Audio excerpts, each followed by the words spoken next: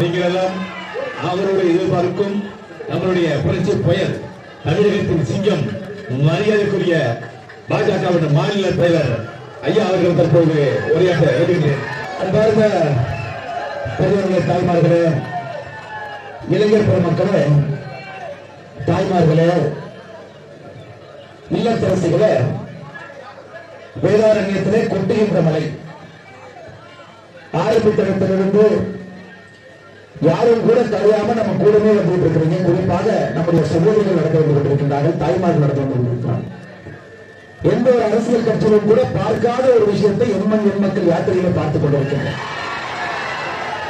எது நடந்தாலும் கூட எதற்கும் அச்சப்படாமல் இந்த யாத்திரை முடியும் வரை கடைசி வரை இருந்துவிட்டு செல்லக்கூடிய பொதுமக்களை நாம் பார்த்துக் கொண்டிருக்கின்றோம். காரணம், இந்த யாத்திரை என்பது உங்களுடைய எண்ணத்தை பிரதிபலிக்கிறது. தமிழகத்தில் அரசியல் மாற்றம் நடக்க வேண்டும் என்கின்ற உங்களுடைய எண்ணத்தை இந்த யாத்திரை ஜூலை 28ஆம் தேதி ராமேஸ்வரத்தில் ஆரம்பித்து இன்னைக்கு வரைக்கும் 120வது தொகுதியாக நாம் வந்திருக்கின்றோம். அனைத்து இடத்திலும் கூட மக்களுடைய எண்ணம் என்பது ஒரு மாற்றம் வேண்டும். தமிழகத்திலே இந்த அரசியல் சாக்கடையை சுத்தம் பண்ணணும். இப்ப இருக்கக்கூடிய அரசியல் கட்சிகளை வைத்துக் கொண்டு தமிழகம் அடுத்த கட்டத்திற்கு செல்ல முடியாது என்பதை தெளிவாக நீங்கள் உணர்ந்திருக்கிறீர்கள். அதிலும் குறிப்பாக இளைஞர்களுடைய கனவை நனவாக்க வேண்டும் என்றால், ஏழை சமுதாயத்தை மையப்படுத்தி ஒரு அரசு நடக்க வேண்டும் என்றால், அடுத்த கட்ட தமிழகம் வெற்றி நடை போட வேண்டும் என்றால் அதற்கு பாரதிய ஜனதா கட்சி தான் முடியும் என்பதை நீங்கள் அனைவருமே தெளிவாக உணர்ந்திருக்கின்றனர்.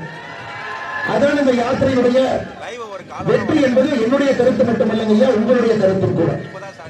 அதிகமான நேரத்தை நான் எடுத்துக்கொள்ள விரும்பவில்லை. காரணம், நான் மலையில நனைந்து வந்து இப்ப இந்த கூட்டு கீழே பேசிட்டு இருக்கிறேன். ஆனா நீங்க என்ன மலையில் நடந்துதான் கேட்டுட்டு இருக்கிறேன்.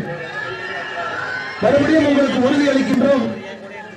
நான் ஒரு 15 நிமிடம் நிச்சயமாக பேசுகின்றேன். மறுபடியும் உறுதி அளிக்கின்றோம். நம்முடைய கட்சி தொண்டர்கள் மிக கடுமையாக உழைத்திருக்கின்றார்கள். வேதாரண்யத்தில் எண்மண் எண்மக்கள் யாத்திரை என்பது மிகப்பெரிய வெற்றி யாத்திரையாக மாற வேண்டும் என்பது நம்முடைய கட்சி தொண்டர்கள் உழைத்திருக்கின்றார். அவர்களுக்கு மாநில தலைவராக ஒரு உறுதிமொழி அளிக்கின்றேன். மறுபடியும் இந்த யாத்திரை முடியும் பொழுது பாராளுமன்ற தேர்தலுக்கு முன்பாக வேதாரண்யத்திலே மாபெரும் ஒரு பொதுக்கூட்டத்தை பாரதிய ஜனதா கட்சி இங்கே நடத்த வேண்டும் என்று உறுதி அளிக்கிறேன். காரணம், அந்த அளவுக்கு சிரமப்பட்டு இந்த யாத்திரை நீங்கள் ஏற்பாடு செய்திருக்கிறீர்கள். எந்த இடத்திலும் கூட உங்களுடைய முகம் சொல்லக்கூடாது. காரணம், இது அனைத்தும் மக்களுக்காக நாம் செய்யக்கூடிய வேலை. தமிழகத்தில் நல்ல ஒரு அரசியல் வர வேண்டும். குறிப்பாக நம்முடைய பாரத பிரதமர் நரேந்திர மோடி அவர்கள் 3வது முறையாக ஆட்சி கட்டளை தொடர்ந்து இருக்க வேண்டும் என்பதற்காக இந்த யாத்திரை நடத்தி கொண்டிருக்கின்றோம். சகோதரர்களே, வேதாரண்யம் ஒரு சாதாரண ஊர் இல்லைங்க. திருவாரூர் என்று சொன்னால் பேரழகு, மன்னார்குடி என்று சொன்னால் மதியழகு, வேதாரண்யம் என்று சொன்னால் விலக்கழகு. அந்த அளவுக்கு ஒரு மிக முக்கியமான சரித்திர சான்று பெற்ற ஊர். இன்னைக்கு தமிழ்நாட்டில் நிறைய பேர் சொல்லுவாங்க, ராமருக்கும் தமிழகத்திற்கும் தொடர்பில்லை, ராமாயணத்திற்கும் தமிழ்நாட்டுக்கும் என்ன சம்பந்தம். யாரெல்லாம் அப்படி சொல்றார்களோ அவர் அனைத்தையும் தயவு செஞ்சு நீங்க வேதாரண்யத்துக்கு வாங்க, கோடியக்கரைக்கு வாங்க, ராமபெருமானுடைய பாதங்களை பாருங்க. நேரடியாக அயோத்திக்கும் தமிழ்நாட்டுக்கும் இருக்கக்கூடிய தொப்புள் கொடி உறவை வேதாரண்யத்திலிருந்து பாருங்கள் என்று சொல்ல அனுமதிக்கப்படுகிறது. அதனால்தான் சகோதர சகோதரிகளே, வருகின்ற ஜனவரி 22ஆம் தேதி ராமர் கோவில் கும்பாபிஷேகம் நடக்கும் பொழுது தமிழகத்தில் இருக்கக்கூடிய வேதாரண்யத்திற்கும் எவ்வளவு பெரிய தொடர்பு இருக்கிறது என்பது நமக்கு தெரியும். சகோதர சகோதரர், அப்படிப்பட்ட ஒரு ஆன்மீக மன்றத்துக்கு நாம் வந்திருக்கின்றோம். ஒரு ஆன்மீக மன்றம் மட்டுமில்லையா, இங்க இருக்கக்கூடிய கோவில், வேதாரண்யத்தில் இருக்கக்கூடிய வேதபுரீஸ்வரர் கோவில், இந்த கோவில் தான் உண்மையை சொல்ல வேண்டும் என்றால் இந்தியாவில் எந்த ஒரு இந்து கோவிலுக்கும், ஏன் உலகத்தில் எந்த ஒரு இந்து கோவிலுக்கும் 67,000 ஏக்கர் சொத்து இல்லையா. உங்களுடைய வேதாரண்யத்தினுடைய வேதபுரீஸ்வரர் கோவிலுக்கு 67,000 ஏக்கர், 67,000 ஏக்கர் சொத்து. இன்னைக்கு பாரதிய ஜனதா கட்சி மக்கள் முன்னாடி நம்ம தெளிவாக நம்முடைய தொலைநோக்கு பார்வை வைக்கின்றோம். 2026 உங்களுடைய ஆசீர்வாதத்தோடு பாரதிய ஜனதா கட்சி ஆட்சிக்கு வரும் பொழுது இந்து அறநிலைத்துறை என்பது இருக்காது என்பதை நாம் சொல்லிக் கொண்டிருக்கின்றோம். அப்படி இருக்கும் பொழுது இந்த வேதாரண்யத்தினுடைய வேதபுரீஸ்வரருடைய 67,000 ஏக்கர் திரும்ப சாமிக்கு, திரும்ப உங்களுக்கு அது வந்துடும். அது இத்தனை காலமாக ஆக்கிரமிப்பில் இருக்கு. இன்னைக்கு என்ன சேகர் பாபு அவர்களுக்கு தெரியுமான்னு தெரியல. வேதபுரீஸ்வரர் அவர்களுக்கு 67,000 ஏக்கர் இருக்கு. அதை யாரெல்லாம் ஆக்கிரமிப்பு செய்திருக்கிறார்கள் என்பது அவருக்கு தெரியுமான்னு தெரியல. அவ்வளவு பெரிய ஒரு பணக்கார சுவாமி, மக்களுக்கு சேவை செய்யக்கூடிய சுவாமி. எந்த இடத்திலும் கையெழுதி வேதாரண்ய மக்கள் நிற்க தேவையில்லை. அப்படிப்பட்ட 67,000 ஏக்கர் இருக்கக்கூடிய கோவிலுக்கு சொந்தக்காரர்கள் இருக்கக்கூடிய ஊருக்கு நம்முடைய யாத்திரை எண்மண் எண் மக்கள் வந்திருக்கின்றோம். சகோதர சகோதரி, வேதாரண்யம் என்று சொன்னாலே இந்தியா முழுவதுமே, வேதாரண்யம் என்று சொன்னாலே இந்தியா முழுவதுமே மக்கள் பேசுவது உப்பு. 9,000 ஏக்கர் ஒப்பந்தத்தில் 6.5 லட்சம் டன் உப்பு உற்பத்தி நடைபெறுகிறது.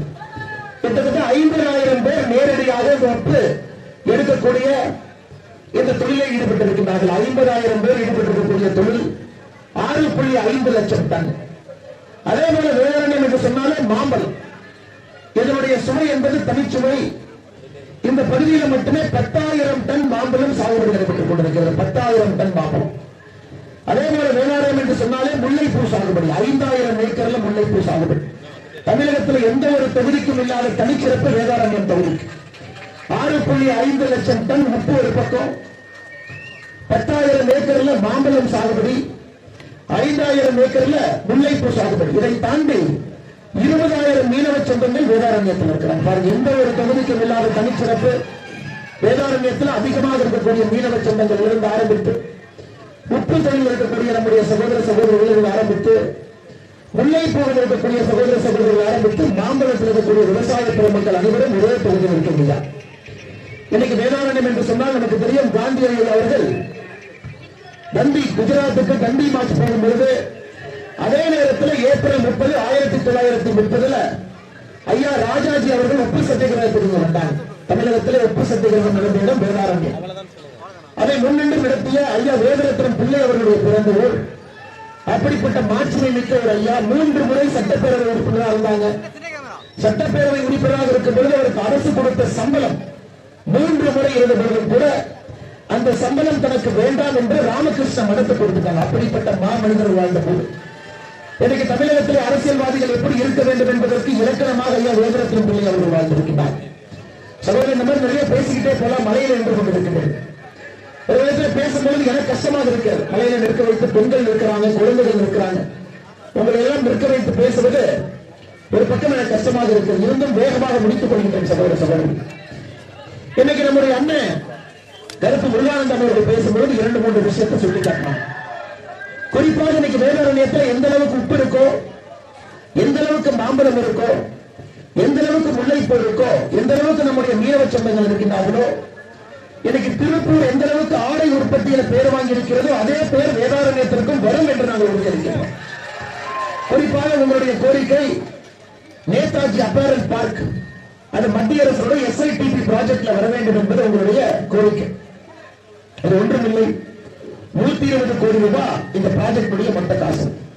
இதை மாநில அரசு நினைத்திருந்தால் எப்பவே பண்ணியிருக்கலாம். அது பெரிய விஷயம் கிடையாது. மாநில அரசு இந்த பகுதியில தொழில்துறை வளர்ச்சிக்கு ஊக்கம் கொடுக்க வேண்டும் என்றால் எப்போதே அந்த 120 கோடி ரூபாயை போட்ட தொழிற்சாலை ஆரம்பிச்சிருக்கலாம். ஆனா இன்னைக்கு நாங்கள் பாரதிய ஜனதா கட்சி உங்களுக்கு உறுதி அளிக்கின்றோம், இது எங்களுடைய பொறுப்பு. நேதாஜி அப்பேரல் பார்க்க வேதாரண்யத்திற்கு நாங்கள் கொண்டு வருகின்றோம். நாங்கள் மாநில அரசு போல மத்திய அரசு மீது பழி போட விரும்பலையா. நாங்கள் வேதாரண்ய மக்களுக்கு என்ன நடக்குதோ நல்லது நடக்க வேண்டும் என்று நினைக்கின்றோம். ஏன்னா வேதாரண்யத்திலிருந்து பெண்கள் இன்னைக்கு திருப்பூர் வந்து வேலை பார்க்கிறாங்க. நானே பார்த்திருக்கிறேன். திருப்பூர்ல, கோயம்புத்தூர்ல நம்முடைய சகோதரிகள் வேலை பார்க்கிறாங்க அப்பேரல் பார்க்கல. இந்த நேதாஜி ஆடை பூங்கா இங்க வந்துருச்சுனாங்க, நம்முடைய சகோதரிகள் சொந்த ஊரில் இருந்து வேலை பார்ப்பதற்கு ஏதுவாக இருக்கும். அதை முயற்சி செய்து நாங்கள் பெற்றுக்கொண்டு வந்து உங்களுக்கு தருகின்றோம் என்கின்ற உறுதியும் கூட பாரதிய ஜனதா கட்சி இந்த நேரத்தில் உங்களுக்கு நாங்கள் அறிவிக்கின்றோம். அதை தாண்டி உங்களுக்கு தெரியும், வேதாரண்யம் எப்பொழுதுமே தேசியத்தின் பக்கம், ஆன்மீகத்தின் பக்கம் இருக்கக்கூடிய ஒரு ஊர். வேதரத்னம் ஐயா பிள்ளை காலத்திலிருந்து இருக்கக்கூடிய கோவில்கள் எப்படிப்பட்ட கோவில்கள் ஐயா, 67,000 ஏக்கர் இருக்கக்கூடிய வேதபுரீஸ்வரர் ஆலயம் இருக்கு.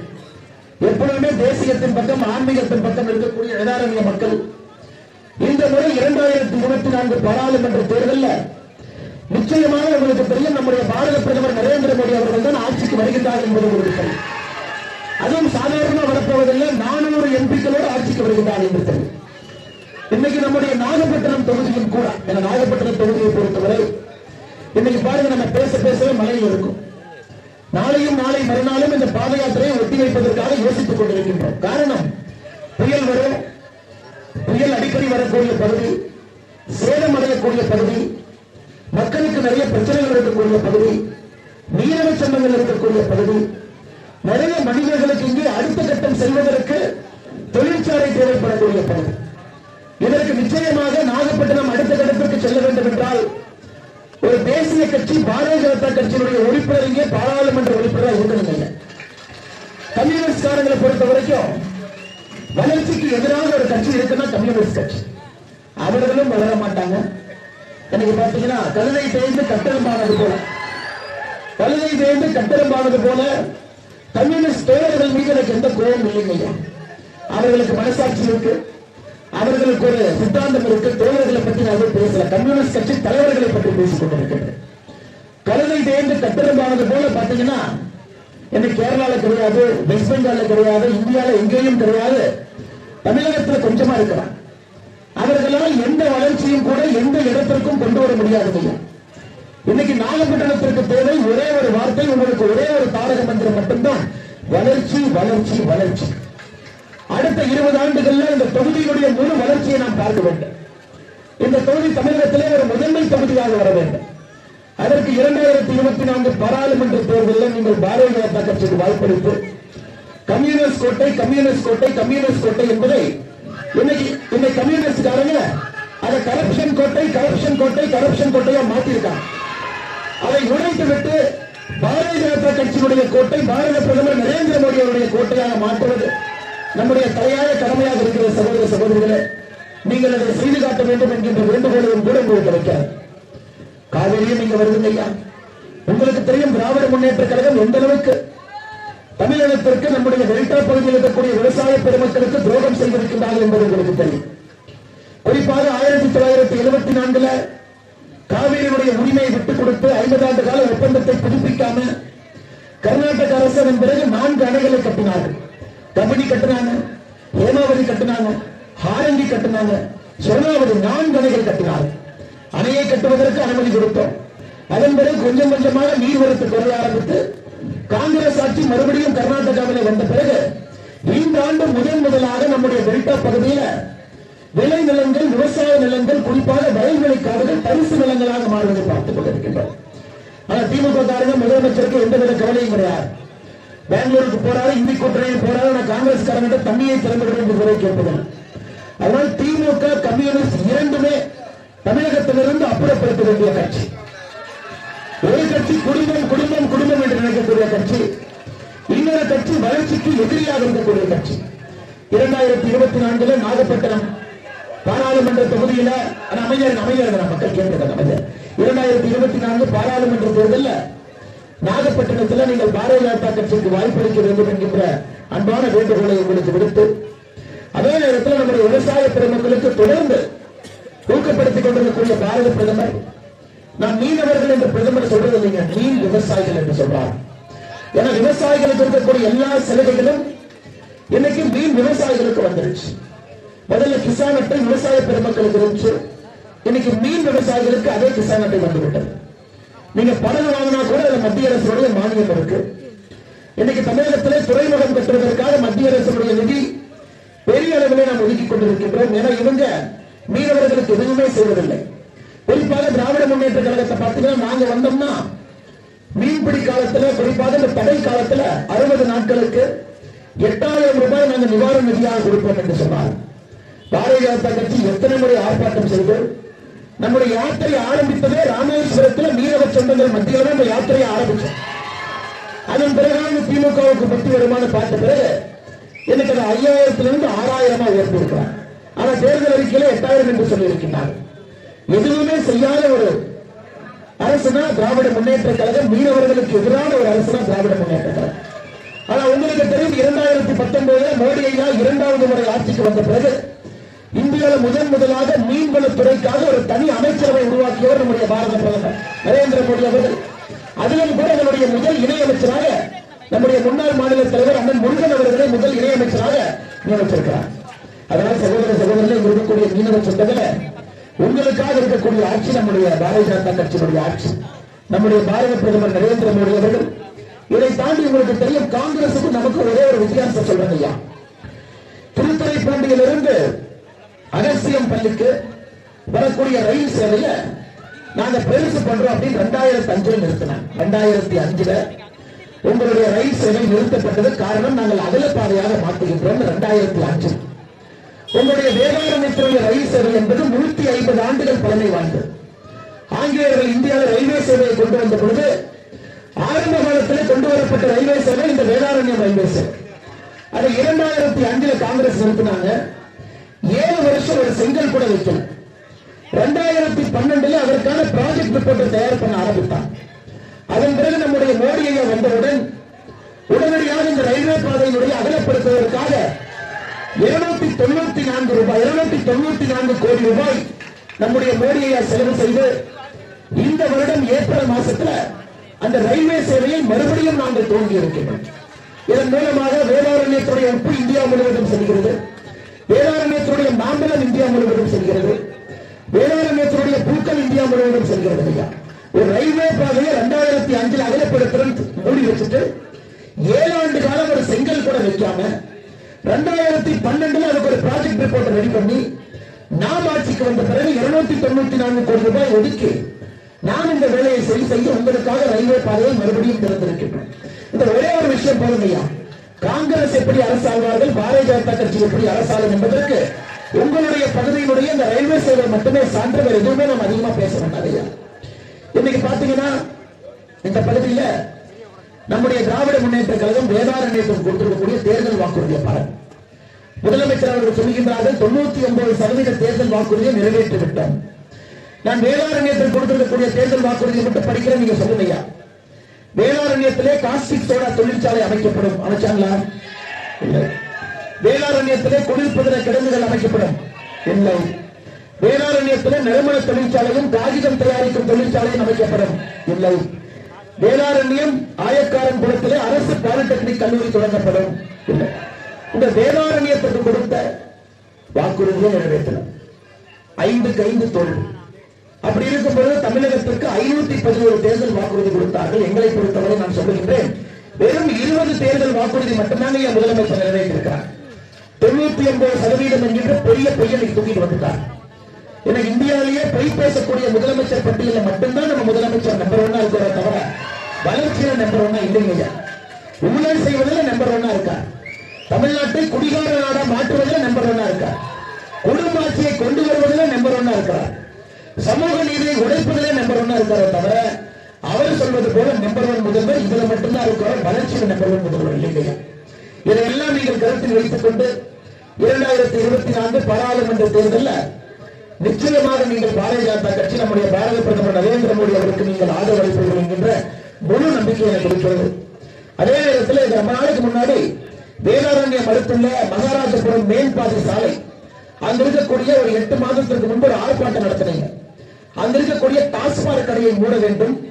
இந்த ஆர்ப்பாட்டம் யார் நடத்துறாங்கன்னு பார்த்தீங்கன்னா ரொம்ப ஆச்சரியம். அந்த பக்கத்தில் இருக்கக்கூடிய ஸ்கூலினுடைய ஆசிரியர் சங்கமே ஆர்ப்பாட்டம் நடத்துறாங்க. இங்க மாணவர்கள் படிக்கிறாங்க, அவர்கள் பக்கத்தில் டாஸ்மாக் கடை இருக்கு. இப்பவே நம்ம பார்க்கிறோம் சில இடத்துல பியர் பாட்டில் எல்லாம் பள்ளிக்குள்ள வருது. தமிழகத்தில் ஆசிரியர் சங்கமே முன்னின்று நடத்திய ஒரு டாஸ்மாக் எதிரான ஆர்ப்பாட்டத்தை வேதாரண்யத்தில் மட்டும்தான் நீங்க பார்க்க. அப்படி இருந்து கூட டாஸ்மாக் கடையை திறந்து வைத்திருக்கிறார்கள். காரணம், இவர்கள் நடத்தக்கூடிய சாராய ஆலைக்கு பணம் வர வேண்டும் என்பதற்காக மட்டும்தான் டாஸ்மாக் திறந்திருக்கிறாங்க. தீபாவளிக்கு முன்னாடி நாள் குறிப்பாக பெண்கள் நிறைய நின்று மலையை பொருட்படுத்தாமல் நின்று கொண்டிருக்கிறீர்கள். ஒரு பெண்ணுக்கு தான் தெரியும் சம்பாதிக்கக்கூடிய ஒரு ரூபாய் எவ்வளவு கஷ்டம். அந்த ஒரு ரூபாய் எப்படி குடும்பம் நடத்துறது, அதில் எப்படி சேமிக்கிறது, அதில் எப்படி குழந்தைகளை படிக்க வைப்பது என்று ஒரு தாய்க்கு அந்த பணக்கணக்கு நல்லா தெரியும். நீங்க பாருங்க, தீபாவளிக்கு முன்னாடி நாள் டாஸ்மார்க்கினுடைய வருமானம் 2 நாள்ல டாஸ்மார்க் சம்பாதிச்ச தொகை மட்டுமே 467 கோடி ரூபாய். 2 நாள்ல தமிழகத்தில் டாஸ்மார்க் காரங்க சாராயம் வித்து குவார்டர் பாட்டில் வித்து 467 கோடி ரூபாய். அந்த பணம் எங்கெங்கம்மா போயிருக்கணும்? அந்த பணம் நியாயப்படி வளர்ச்சிக்காக போயிருக்கணும். அந்த 467 கோடி ரூபாய் என்பது அரசுக்கு வருமானமா பார்க்காது. அது டிஆர் பாலு அவர்கள் சாராய ஆலைக்கு வரக்கூடிய வருமானமா பாருங்க. ஜெகத் ரட்சகன் அவருடைய சாராய ஆலைக்கு வரக்கூடிய வருமானமா பாருங்க. அதனால் இங்க இருக்கக்கூடிய நம்முடைய சகோதரிகள் இல்லத்தரசிகள் எந்த காரணத்திற்கும் கூட சாராய ஆலை நடத்தக்கூடிய கட்சியை நீங்க ஆதரிக்க கூடாது. நான் பெண்களிடம் 2 கோரிக்கை தான் வைக்கிறேன். உங்களுக்கு சாமானியருடைய ஆட்சி வேணுமா, சாராய ஆலை நடத்துவருடைய ஆட்சி வேணுமா?